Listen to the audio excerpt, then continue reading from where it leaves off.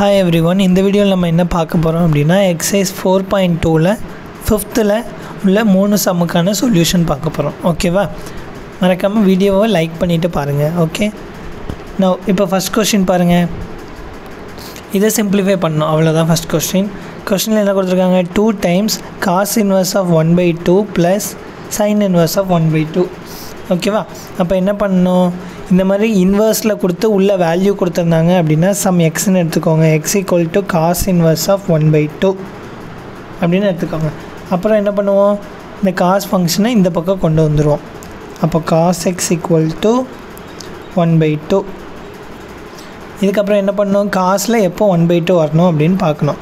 காசில் எப்போ 1/2 வரும்? அப்போ சைனே காசே ஃபஸ்ட்டு எழுதி வச்சுக்கோங்க. Sine cos 0 degree, 30 degree, 45 degree, 60 degree, 90 degree. sin 0 0, sin 30 என்னது? 1/2, 45 1/√2, √3/2, 1. அப்புறம் காசுக்கு அதே வேல்யூவை மாற்றி எழுதுனா போதும்.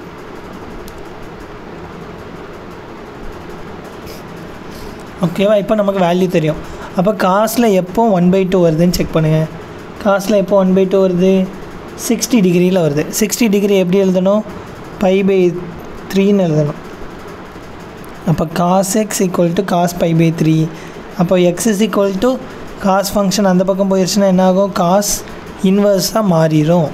அப்போ காஸ் இன்வர்ஸ் காஸ் π/3. ஓகேவா? வேர் π/3 எதுக்குள்ளே இருக்கும்? 0, πங்கிற வேல்யூக்குள்ளே இருக்கும், பிரின்சிபல் டொமைனில் இருக்கும். இந்த மாதிரி π/3 வந்து 0,180க்குள்ளே இருக்குது அப்படின்னா என்ன பண்ணிக்கலாம்? காஸ் ஃபங்க்ஷனையும் காஸ் இன்வர்ஸையும் கேன்சல் பண்ணிக்கலாம். ஓகேவா? இப்போ இது ரெண்டையும் கேன்சல் பண்ணிடலாம். அப்போ எக்ஸுக்கான சொல்யூஷன் என்னது? π/3. ஓகேவா? இதை மட்டும் இப்போ எடுத்துக்கலாம். எக்ஸோட வேல்யூ என்ன கிடச்சிது? ஃபைனலாக π/3. திருப்பி இந்த பக்கம் என்ன இருக்குது? சைன் இன்வர்ஸ் ஆஃப் 1/2ன்னு இருக்குது. அப்போ y is equal to sin inverse of 1/2 அப்படின்னு எடுத்துக்கலாம். திருப்பி சைன் ஃபங்க்ஷன் இந்த பக்கம் கொண்டு வாங்க. sin y is equal to 1/2. சைனில் எப்போ 1/2 வருது? 30 டிகிரியில் வருது. 30 டிகிரியை எப்படி எழுதணும் அப்படின்னா π/6ன்னு எழுதணும். அப்போது sin y equal to sin π/6. அடுத்து என்ன பண்ணுவோம்? சைன் ஃபங்க்ஷனை அந்த பக்கம் கொண்டு போயிடணும். sin இன்வர்ஸ் ஆயிரும். அப்போ y is equal to sin inverse of sin π/6. ஓகேவா? திருப்பி என்ன பண்ணோம்? π/6 எந்த ரேஞ்சுக்குள்ளே இருக்குதுன்னு பார்க்கணும். -π/2, π/2 மறந்துடக்கூடாது. காஸ் ஃபங்க்ஷனுக்கான காஸ் இன்வர்ஸ்க்கான ரேஞ்ச் எவ்வளோ? 0 to π. அதே சைன் இன்வர்ஸ் ஃபங்க்ஷனுக்கான ரேஞ்ச் எவ்வளோ? -π/2, π/2 மறந்துடக்கூடாது. வேல்யூஸை மறந்துடாங்க. இது எவ்வளோ? இது 30 டிகிரி, இது -90 டிகிரி, 90 டிகிரி. ஸோ 30 டிகிரி அப்படிங்கிறது கண்டிப்பாக எதுக்குள்ளே தான் இருக்கும்? இதுக்குள்ளே தான் இருக்கும். தேர்ஃபோர் இங்கே என்ன பண்ணிக்கலாம்? சைனையும் சைன் இன்வர்ஸையும் கேன்சல் பண்ணிக்கலாம். அப்போ ஒய்யோட ஆன்சர் என்ன வருது? π/6. இப்போது கொஷின் எழுதுங்க. 2 cos inverse 1/2 plus sin inverse 1/2. ஓகேவா? Equal to 2 cos inverse of 1/2 நான் என்னென்னு எடுத்தேன்? எக்ஸ்ன்னு எடுத்திருக்கேன். அப்போ எக்ஸோட ஆன்சர் என்ன வந்திருக்கு? π/3ன்னு வந்திருக்கு. π/3 ப்ளஸ் சைன் இன்வர்ஸ் ஆஃப் 1/2 நான் என்னென்னு எடுத்திருக்கேன்? ஒய்ன்னு எடுத்திருக்கேன். அண்ட் ஃபைனலாக எனக்கு ஒய்க்கு என்ன ஆன்சர் வந்திருக்கு? π/6 வந்திருக்கு. ஸோ அது ரெண்டையும் சப்ஸ்டியூட் பண்ணிடுங்க. π/6 ஓகேவா? இஸ் ஈக்குவல் டு இதெல்லாம் ரப் பண்ணிடலாம். அப்போ எல்சிஎம் எடுங்க. கீழே உள்ள நம்பருக்கு எல்சிஎம் என்னது? 6. 3க்கும் 6க்கும் எல்சிஎம் எடுத்தோம் அப்படின்னா 6. ஸோ இந்த பக்கம் எனக்கு 6 வேணும் அப்படின்னா ரெண்டு பக்கமும் 2ஆல் மல்டிப்ளை பண்ணணும். அப்போ 4π ப்ளஸ் π. ஸோ ஆன்சர் என்னது? 5π/6. இதுதான் முதல் சம்முக்கான ஆன்சர்.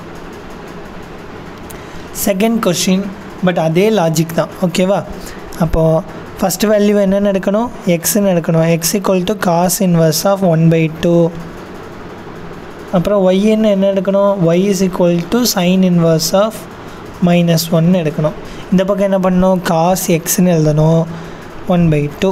அப்புறம் காசில் எப்போ 1/2 வரும்னு செக் பண்ணணும். ஆல்ரெடி நம்ம பார்த்தோம்ல காஸ் எக்ஸில் எப்போ வந்துச்சு? காஸ் π/3 வேல்யூவில் வந்துச்சு.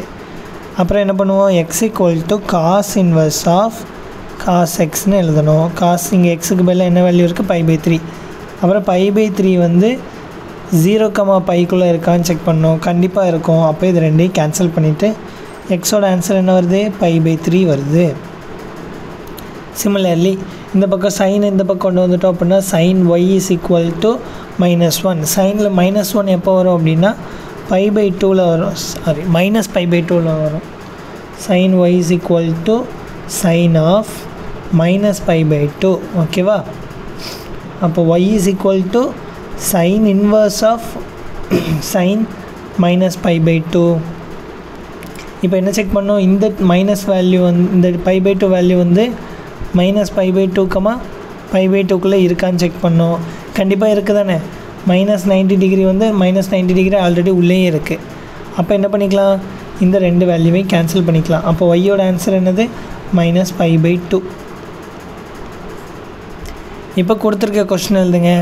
cos inverse of 1/2 plus sin inverse of -1 equal to என்னது, cos inverse ஆஃப் 1/2க்கு வந்து நான் என்னென்னு எடுத்திருக்கேன், எக்ஸ்ன்னு எடுத்திருக்கேன். எக்ஸுக்கான வேல்யூ என்ன கிடச்சிருக்கு, π/3. அப்போ இதோட வேல்யூ என்ன, π/3. sin இன்வர்ஸை நான் என்னென்னு எடுத்திருக்கேன், ஒய்ன்னு எடுத்திருக்கேன். ஒய்க்கு ஃபைனலாக எனக்கு என்ன ஆன்சர் கிடச்சிருக்கு, -π/2. ஸோ -π/2. இது ரெண்டுக்கும் எல்சிஎம் எடுத்தால் 6. இந்த பக்கம் 6 வேணும்னா 2ஆல் மேலேயும் கீழே மல்டிப்ளை பண்ணிடுங்க. அப்போ 2π மைனஸ் இந்த பக்கம் 6 வேணும் அப்படின்னா ரெண்டு பக்கம் 3ஆல் மல்டிப்ளை பண்ணிடுங்க. அப்போ 3π. ரெண்டே கழிச்சோம் அப்படின்னா -π/6. இதான் இந்த சம்முக்கான சொல்யூஷன். ஓகேவா?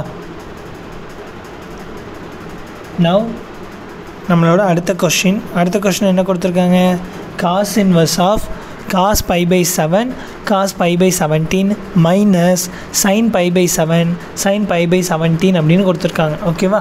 இப்போ இதுக்கான சொல்யூஷன் பார்க்கறதுக்கு முன்னாடி இதுக்கான ஃபார்முலா என்னென்னு பாருங்கள். cos A cos B minus sin A sin Bன்னு இருந்துச்சுன்னா அதுக்கான ஃபார்முலா என்ன அப்படின்னா cos A + B.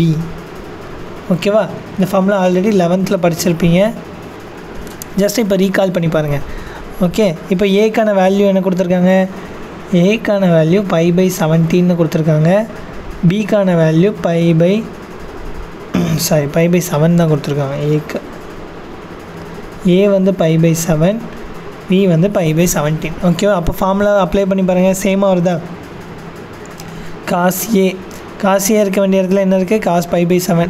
cos B இருக்க வேண்டிய இடத்துல cos π/17 இருக்குது. ஓகேவா? மைனஸ் sin A வந்து என்னது, ஏவோட வேல்யூ π/7. அப்போ ஃபார்முலா சேமாக இருக்குது. அப்போ நம்ம என்ன சப்ஸ்டியூட் பண்ணிடலாம், cos A + Bன்னு அப்ளை பண்ணிடலாம்.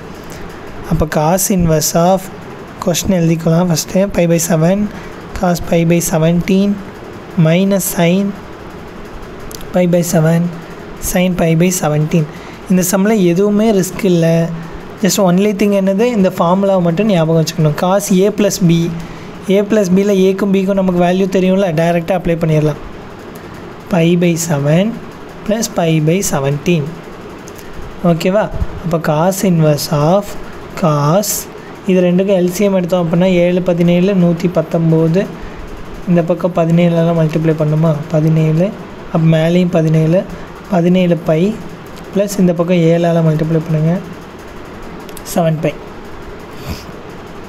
அப்போ cos இன்வர்ஸ் ஆஃப் cos 17π + 7πனா 24π/119.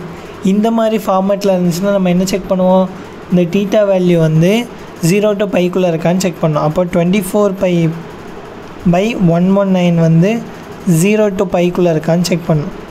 ஓகேவா? இப்போது இங்கே பாருங்கள், இங்கே 1க்கு இங்கே பைக்கு முன்னாடி என்ன வேல்யூ இருக்குதுன்னு அர்த்தம், 1 இருக்குதுன்னு அர்த்தம். ஒன்றுமே இல்லைன்னா 1 இருக்குதுன்னு தான் சொல்லுவோம். அப்போ இதுக்கு முன்னாடி 1 இருக்குது. பட் இந்த வேல்யூவை பாருங்கள், இது 1ஐ விட சின்ன வேல்யூ. ஏன்னா நியூமரேட்டர் சின்னதாக இருக்குது, டினாமினேட்டர் பெருசாக இருக்குது. அப்போ இது லெஸ் தென் 1னா இந்த வேல்யூ வந்து என்னவாக இருக்கும், கண்டிப்பாக இந்த வேல்யூக்குள்ளே இருக்கும். இதுக்குள்ளே இருக்கும். ஓகேவா?